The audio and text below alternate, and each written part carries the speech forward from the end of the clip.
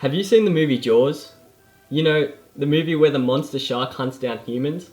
Australia's politicians certainly have, and they seem to have some pretty nasty reoccurring nightmares about the movie because that's about the only explanation for Australia's shark culling policy.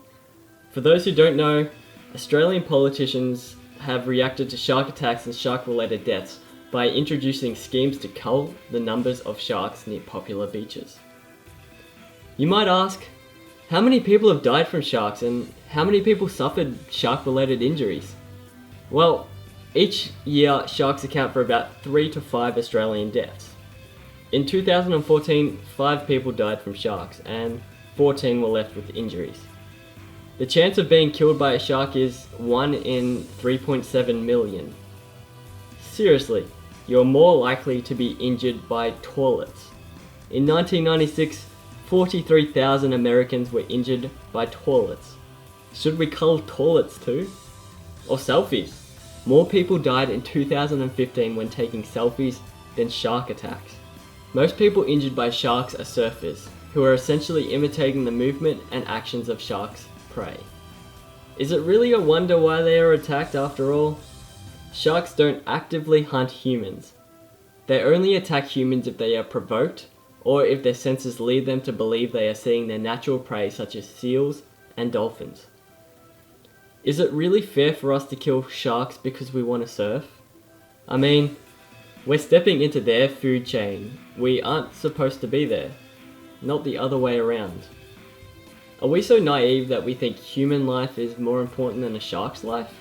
I can damn sure tell you that a shark's life is less damaging to the environment and natural order than a human's life is. Why do we think an animal's life is less than a human's life? Is it because they don't have the level of perceived consciousness as we think we have?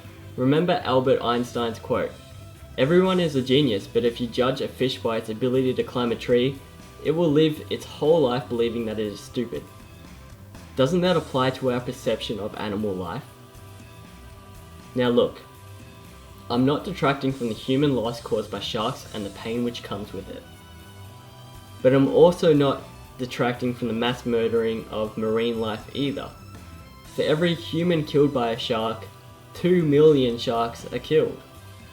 Does that sound fair? Does that sound like justice? There's just simply no evidence that shark culling prevents human death. It's a witch hunt. But what do people who have been attacked by sharks say?